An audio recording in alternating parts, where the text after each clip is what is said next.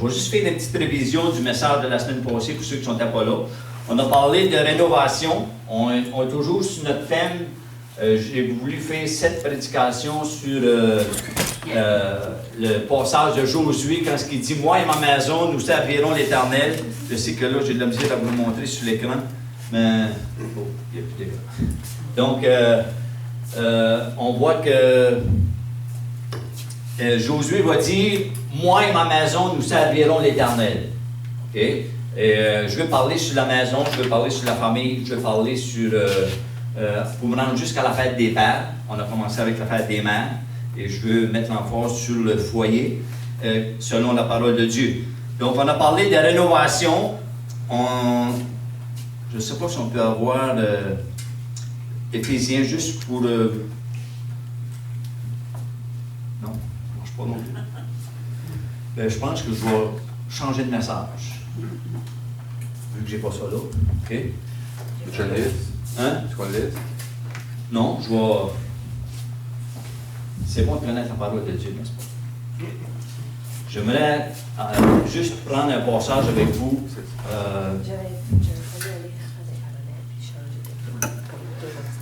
Dans Jean chapitre 4. Okay. Dans Jean chapitre 4.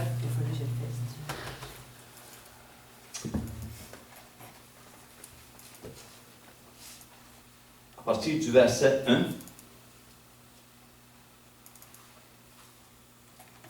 Non. 8.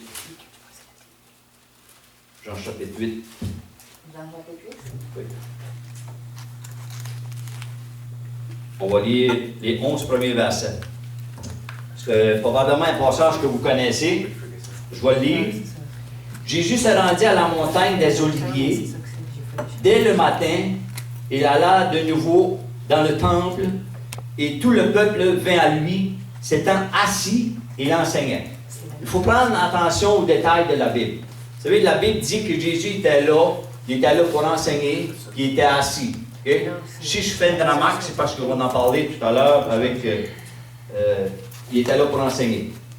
Alors les scribes et les pharisiens, ça c'est les chefs religieux, emmenèrent une femme surprise en adultère. Et la plaçant au milieu du peuple, ils dirent à Jésus, « Maître, cette femme a été surprise en flagrant délit d'adultère. Moïse, dans la loi, nous a ordonné de lapider de telles femmes. Toi donc, que dis-tu? » Ils dirent cela pour l'éprouver, afin de pouvoir l'accuser. Mais Jésus s'étant baissé, écrivait avec le doigt sur la terre.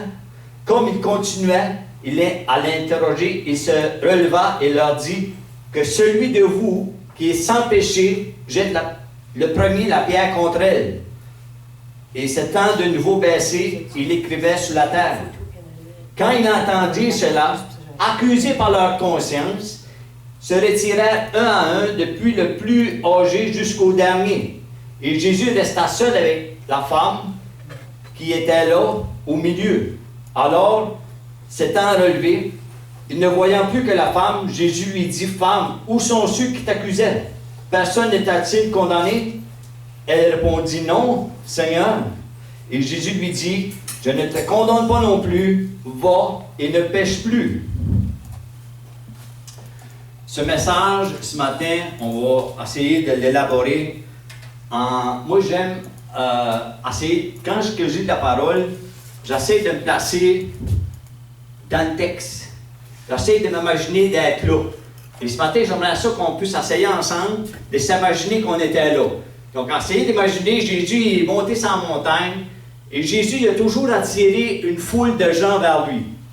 Vous savez, Jésus a guéri des aveugles, fait entendre des sourds, il a nourri des foules, il a guéri des paralytiques, il a même élevé quelqu'un d'entre les morts qui sentait, ça faisait 4 jours qu'il était mort. Donc, imaginez-vous, si Jésus faisait des telles choses, il prouvait qu'il était Dieu, premièrement, okay? Mais il attirait quand même des foules. Et il a nourri des foules de 5000 hommes, et on voit que sa renommée se faisait entendre partout. Et à cause de sa renommée, il y avait des gens religieux, comme ce qu'on voit dans la Bible, les scribes et les pharisiens, eux qui connaissaient la loi, eux qui connaissaient les 5 livres de Moïse, Genèse, Exode, Nombre, Deutéronome, tout ça. Ils connaissaient ça, ce qu'on appelle le Pentateuque. Ils connaissaient ça par cœur. Et eux, c'était des gens quand même qui aimaient Dieu. Mais ils n'acceptaient pas que Jésus était Dieu. Jésus était Dieu sur la terre. Ils n'acceptaient pas ça. Donc, on voit que quand ce que Jésus vient et que des foules viennent à lui, eux, ils sont jaloux de voir que il attire quand même des gens vers lui. Il fait une division parmi le peuple. On dirait que le monstre, ils viennent mélanger. Et là, eux, la Bible dit qu'ils sont là, puis ils cherchent. D'autres, en braillon, on dirait, cherchent des poux. Cherchent quelque chose pour pouvoir l'accuser. Cherchent dans quoi on va le prendre de mal. Vous savez que Jésus n'a jamais fait de péché. Okay? Et c'est Dieu d'accuser quelqu'un qui n'a jamais péché. Donc, ils vont avoir du trouble. Ils vont avoir du trouble pas mal parce qu'ils n'ont rien trouvé en lui. Ils diront plus tard qu'ils n'ont rien trouvé en lui de mal. Donc, essayons de nous mettre un peu dans la position de ce texte-là ce matin. Quand il dit qu'il est là pour enseigner, on va se mettre à la position des chefs religieux de l'époque. Vous savez, eux, ces chefs religieux-là, les scribes et les pharisiens, eux, ils se promenaient en grande robe. Ils aimaient d'être les premiers. Ils aimaient se faire saluer en public. Ils aimaient Dieu, il faut le dire. Okay? Mais ils n'aimaient pas ce que Jésus faisait. Ils n'avaient pas compris le message que Jésus était venu pour sauver les pécheurs, que Jésus était le Messie qui avait été promis par les prophètes qui devait venir dans le monde. Ils n'ont pas compris. Okay? Et qu'est-ce qu'ils faisaient? C'est que tous les gens qui voulaient suivre Jésus, c'est qu'ils sont chassés de la synagogue, c'est-à-dire qu'ils sont chassés du temple. C'est-à-dire qu'ils n'avaient plus le droit d'aller dans le temple pour adorer. Et lorsqu'on regarde ensemble ce texte, on va essayer d'imaginer que nous, on est là. Okay? On part avec ça. Mettons-nous dans la position de la femme. La femme, elle va se lever ce matin-là, elle ne sait pas que ce matin-là, qu'il va y avoir une sentence de mort sur sa vie. Vous savez, dans la Bible, ça dit que si tu étais pris en adultère, tu étais lapidé. Lapidé, ça veut dire qu'on va tirer des roches sur toi. Il n'y a pas personne qui veut aller là.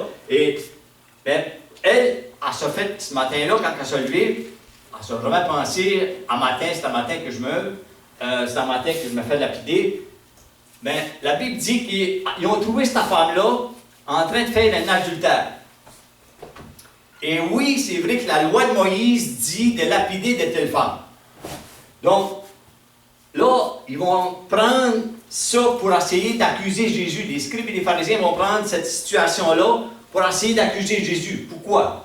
Parce que si vous lisez juste avant, c'est que Jésus a été mangé avec un voleur. Vous connaissez Zachée. Zachée, qui était un homme qui n'était pas bien aimé. C'était un mal vu de la société du temps. Et eux, ça les dérangeait de voir que Jésus, si est si bon que ça, pourquoi il va manger avec quelqu'un qui ne fait pas trop une bonne vie? Et eux, ces chefs religieux-là, eux, pour se conserver purs, qu'est-ce qu'ils vont faire? C'est que ils vont se dire, même les Juifs disaient qu'ils ne touchaient même pas quelqu'un qui n'était pas de la même race qu'eux autres. Okay? Donc, ils sont quand même, on pourrait dire, racistes. Même s'il aimaient Dieu, c'est compliqué de nous appeler. On continue avec la femme. Imaginez-vous, moi j'imagine la scène.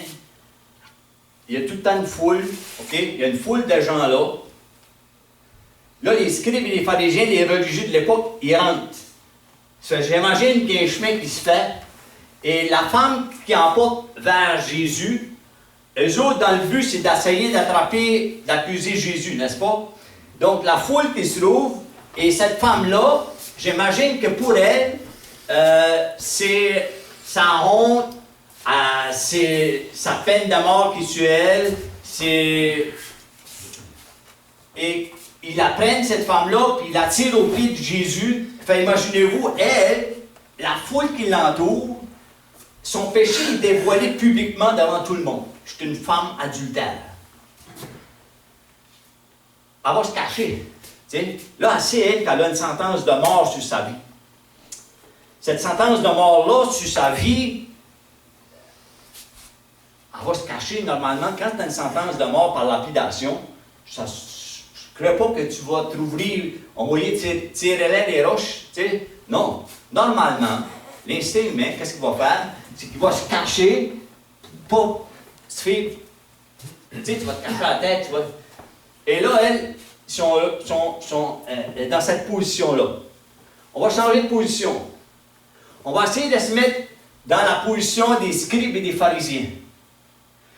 Et eux, quand ils arrivent là, quand on lit dans le texte, comme qu'on a lu tantôt, eux, ils vont prendre les roches et eux, ils sont prêts d'appliquer le jugement, ils sont prêts d'appliquer la loi. Il y a des gens qui aiment la loi. Ils aiment. Je sais qu'on n'aime pas toute la loi. Mais la loi est là. Et eux, c'est des forts de la loi. Le force, c'est la loi. Okay? Eux, ils veulent, c'est marqué dans la loi de Moïse, pas faire d'adultère. Si tu fais adultère, voici les conséquences. Eux sont prêts d'appliquer la loi. Ils sont forts sur la loi.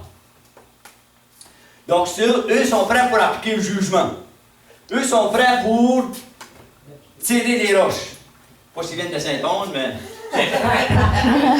Ils sont prêts pour tirer les roches. Parce qu'en Saint-Onge, on dit que c'est des Andrés. Les Andrés de Saint-Onge, c'est des tireurs de roches. Donc, probablement qu'ils viennent de Saint-Onge. Mais c'était pas moi. Donc, eux sont prêts pour appliquer le jugement sur eux autres, sur cette femme-là, okay? Mais dans le but d'accuser Jésus. Okay? Gardez toujours la scène dans votre tête. Et lorsqu'ils ont les roches, là, ils vont poser la question ultime à Jésus, qui vont dire, OK, Jésus, dans la loi, ça dit quoi? Si qu'on va regarder, on ne va pas le mettre. OK, Moïse, dans la loi, nous a ordonné de lapider de telle femme. Donc, toi, qu'est-ce que tu dis?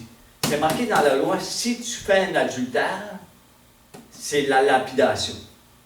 Eux sont prêts de leur côté, parce qu'eux, ils veulent obéir à Dieu, n'est-ce pas? Donc, si on prend la réponse de Jésus, qu'est-ce que Jésus va dire? Imaginez-vous, là, ils sont tous là, ça dit du plus vieux, du plus jeune au plus vieux, OK? Il y en a qui ont de l'expérience, il y en a qui ont moins d'expérience. Et là, les autres sont là avec le roche, puis sont prêts pour appliquer le jugement. Mais là, ils vont poser la question à Jésus, Jésus, la loi dit ça, mais toi, c'est quoi tu dis? Si Jésus répondait par un oui ou par un non, il était fait. Pourquoi? Parce qu'il a dit, si tu appliques cette loi-là, pourquoi tu n'as pas appliqué l'autre? Pourquoi tu as été mangé avec Zachée? Pourquoi tu as été mangé avec un voleur? Pourquoi tu as été mangé avec des gens de mauvaise vie? Donc, il était pris d'un bord ou l'autre. Mais comme on sait, Jésus, comment est-ce qu'il répond? Jésus répond que celui de vous qui est sans péché, jetez-le la première pierre. Mettons-nous vraiment dans la position de ces scribes et ces pharisiens-là qui sont prêts d'appliquer la loi. Eux, quand Jésus va dire cette réponse-là, que celui de vous qui est sans péché, jetez la première pierre, eux, ils ont une conscience comme moi et vous.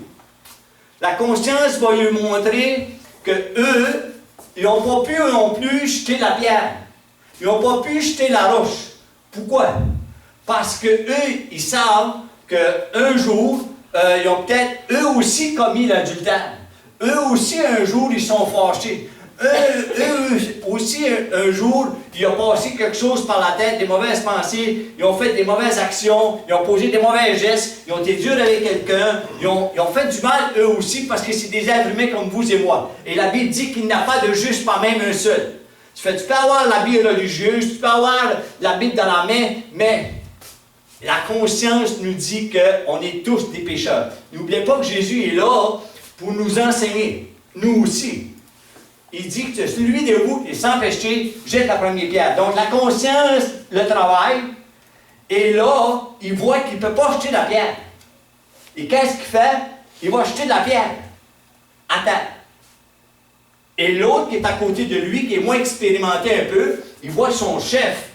Il ne peut pas jeter la pierre, comment moi je peux jeter la pierre si lui ne peut pas jeter la pierre? Il a plus d'expérience que moi, il connaît plus la parole de Dieu que moi, il est plus grand que moi là-dedans, dans le spirituel, qu'on pourrait dire. Et là, lui, il commençait à tourmenter lui et tout. Lui aussi, il a fait des choses de mal. Lui aussi a fait des choses qu'il ne peut pas jeter la pierre. Imaginez-vous, le mal est dans nous. Le mal, il est dans chacun de nous. Et il ne peut pas jeter la pierre. Et l'autre à côté, et ainsi de suite. Ça va aller jusqu'au plus. Et la Bible nous dit qu'est-ce qu'ils ont fait. Ils sont partis. Et je pense que c'est un des plus gros drames de la Bible, quand le Saint-Esprit te montre que tu as péché, puis que tu t'en vas. Tu ne veux pas écouter. C'est ce qui est arrivé avec eux. Ils sont partis. Et, vous savez, ça dit que Jésus écrivait sur la terre, sur le sol. Okay? La Bible ne dit pas c'est quoi qu'il écrivait. Mais il y a un groupe de théologiens qui ont essayé de voir c'est quoi Jésus. Il y a toutes sortes de théories. Il y en a qui ont écrit des livres là-dessus. Mais il ne faut pas rajouter rien à la Bible. La Bible ne dit pas qu'est-ce qu'il écrivait. Il ne faut pas essayer de dire à la Bible ce qu'elle ne dit pas elle-même. N'est-ce pas? Notre foi est basée sur la parole de Dieu. Et ce n'est pas les oui-dire de un, qu'est-ce que lui pense, ça c'est de la philosophie. Okay? Mais la Bible dit qu'il écrivait sur le sol. Mais par contre, on a toutes des idées, on a toutes. Si je vous le dis que c'est moi je pense, je ne veux pas que ça sorte de ça. Voulez-vous le savoir?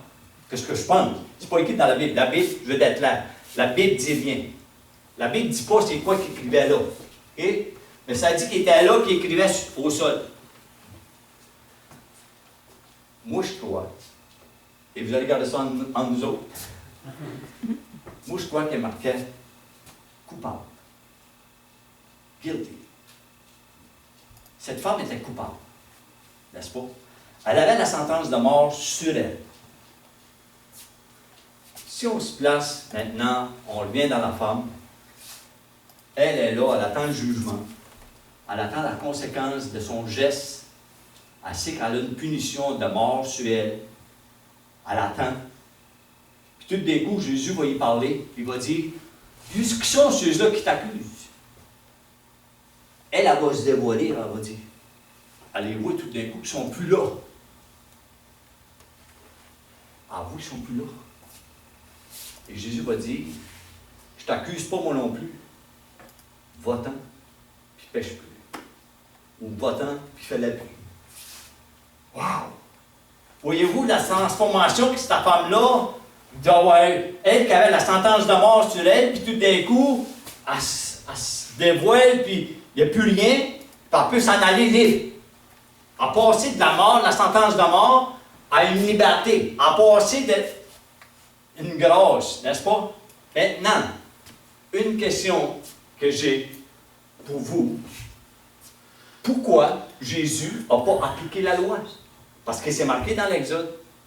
Dans l'Exode, c'est marqué, oui, mais Jésus, est-tu là pour contredire la Bible? Pourquoi Jésus n'a pas appliqué la loi? Jésus était là pour donner un enseignement. On l'a vu au début, il était assis, n'est-ce pas? Quand ils ont mis la femme en avant de lui, imaginez-vous, si je prends Nicole, ok? Si que tout d'un coup, pour la première fois de sa vie, sa femme-là, elle va voir les yeux de quelqu'un qui ne l'accuse pas, qui ne la condamne pas, qui la prend telle qu'elle est. Donc, quand tu es face à face avec quelqu'un comme ça, elle va voir les yeux de Jésus, elle va voir la grâce de Dieu. Quand il dit, va, il ne pêche plus, il la libère, il lui donne la liberté, n'est-ce pas? Elle s'en va. Donc, pourquoi Jésus n'a pas appliqué la loi? Vous pouvez oublier mon nom ici. N'oubliez pas ce que je vais vous dire là tout de suite. Pourquoi Jésus n'a pas appliqué la loi? Si vous lisez quelques pages plus loin, vous allez voir que Jésus il va prendre la sentence de mort qu'il avait sur elle, il va se charger de sa sentence de mort et il va aller sur la croix à sa place. Ça, c'est la grâce de Dieu. Là où le péché a abondé, lorsque vous savez, la Bible nous dit que tous ont péché, donc on n'est pas mieux que cette femme adultère. On a tous eu des mauvaises pensées, on a tous fait des mauvais gestes, on a tous eu notre part de mal, puis c'est encore là. Donc, Dieu, s'il voudrait, dans sa sentence contre nous, parce que la Bible dit que le salaire du péché, c'est la mort. Mais le don gratuit de Dieu, c'est la vie éternelle en Jésus-Christ. Donc, Jésus est venu pour nous délivrer de la punition de mort qu'il y a sur nos vies. Vous savez qu'en Adam, à cause d'Adam et Ève, le péché qui est entré dans le monde, et la Bible dit que le péché s'est étendu sur tous les hommes parce que tous ont péché. Donc, la conséquence du mal d'Adam et Ève est tombée sur chacun de nous. Donc, dans notre monde aujourd'hui, en 2019, on voit que le problème, ce n'est pas un problème économique, ce n'est pas un problème politique, c'est un problème qui est spirituel. La mort est étendue sur tout être humain. Que tu sois blanc, noir, jaune, peu importe la race, tous ont péché et sont privés de la gloire de Dieu. Si tu es privé de la gloire de Dieu, c'est-à-dire que tu n'as pas accès à Dieu, n'est-ce pas? Mais la grâce et la vérité sont venues seulement dans la personne de Jésus-Christ. C'est pourquoi, quand il va arriver sur la croix, qu'est-ce qu'il va dire? Tout est accompli. Il est accompli quoi? Qu'est-ce qu'il a accompli? Il a accompli pour que moi et toi, qu'on puisse avoir le pardon de nos péchés, qu'on puisse avoir la vie éternelle, qu'on puisse avoir l'assurance devant Dieu, qui peut... La grâce de Dieu s'est étendue sur tous les hommes. Donc, c'est-à-dire, c'est pas la loi. La loi est là, elle, pour nous montrer qu'on est des pécheurs. Quelqu'un va dire, aujourd'hui, tu passes dans le temps de grand saut, tu vas dire, comment tu fais pour aller au ciel? C'est quoi qu'il faut que tu fasses? Les gens aiment faire de quoi, hein? Il n'y a rien fait. Il a dit ça quoi? Tout est accompli. La grâce de Dieu, c'est une faveur qu'on ne mérite pas. La grâce de Dieu, ça veut dire que lorsque le péché est venu, la grâce est venue surabonder. Donc, si tu passes dans le temps, tu te dis, c'est quoi qu'il faut que tu fasses pour avoir la vie éternelle? Savez-vous ce que les gens vont dire? Il faut que tu suives les 10 commandements. Ben là, on est. Personne ne peut suivre ça. Parce que là-dedans, ça dit de ne pas voler. Là-dedans, ça dit pas de compter de menterie. Y a-t-il quelqu'un ici qui a jamais compté de menterie? Ne fais pas la main, s'il vous plaît. Je ne peux pas être dans l'enfer. Donc, et Jacques va arriver et il va dire, OK, si tu as défait la loi, un commandement, tu les as toutes défaites. Qui peut être sauvé par la loi? La loi est là pour nous condamner. Je ne sais pas si vous avez déjà passé devant le juge, mais moi j'ai passé devant le juge. Je ne vais pas dévoiler mon témoignage, mais je sais c'est quoi avoir un casier judiciaire, mais je sais c'est quoi avoir une vie pardonnée par la grâce de Dieu dans la personne de Jésus-Christ. Jésus-Christ est venu pour nous transformer. Jésus-Christ est venu pour nous pardonner. Jésus-Christ est venu pour nous libérer. Est-ce que je veux ce matin être comme cette femme-là? J'ai le choix. Je peux avoir la sentence de mort sur ma vie, ou je peux avoir la liberté en Jésus-Christ. Que choisirez-vous? Il dit, je mets devant toi aujourd'hui la vie et la mort choisie. Aujourd'hui, présentement encore, si on lit la Bible, et ça fait 39 ans que je la lis, on voit que l'époque qu'on vit présentement, c'est une époque de la grâce. Et la Bible dit qu'un jour, comme l'arche de Noé, un jour la porte va être fermée, personne ne va rentrer. Mais présentement, aujourd'hui, c'est la porte de la grâce. La porte de la grâce est encore ouverte. C'est pourquoi il dit, je ne mettrai pas dehors celui qui vient à moi. Donc, dis pas, ah, si tu savais que ce que j'ai fait, si tu savais que il n'y a pas de péché que Jésus ne peut pas pardonner. Jésus est là pour venir nous libérer. Et qu'est-ce que Jésus veut de nous? Il veut tout simplement notre cœur. Il dit, je vais prendre ton cœur de pierre, je vais te faire un cœur de chair. Vous savez, le cœur de l'homme, la Bible dit qu'il est dur. Il est tortueux. Il y a de la haine là-dedans, il y a de la rébellion là-dedans, il y a de la colère là-dedans, de la frustration là-dedans. Il dit, je vais prendre ton cœur dur, ton cœur de pierre. Il va dire, pendant le prophète, il dit, je vais te donner un cœur nouveau. Je vais te donner un cœur de chair. Là où il y a de l'amour, là où il y a de la joie, là où il y a de la paix, là où il y a de la patience, là où il y a de la bonté, là où il y a de la fidélité, là où il y a de la douceur, là où il y a de la maîtrise de soi. Alléluia. Ça, c'est de l'Évangile. Je ne sais pas si vous saisissez le message ce matin, mais le message de l'Évangile, c'est un message qui libère. C'est un message qui te pardonne. C'est un message qui prend une sentence de mort qui avait sur ta vie, qui te donne la liberté. Alléluia. Ça, c'est de l'Évangile. Est-ce qu'on peut prier ensemble? Alléluia. Seigneur Jésus, merci Seigneur parce que tu dis que tu es venu pour détruire les œuvres du diable, Seigneur. Et nous sommes devant toi, Seigneur, un peu comme cette femme, Seigneur, qui a été prise dans l'adultère. Peut-être qu'on n'a pas été pris dans l'adultère, Seigneur, mais tu connais nos cœurs. Tu sais, Seigneur, notre faiblesse, Seigneur. Tu sais, Seigneur, ce qui s'est passé avec notre vie. Mais ce matin, Seigneur Jésus, nous venons devant toi. Nous venons au pied de ta croix, Seigneur Jésus.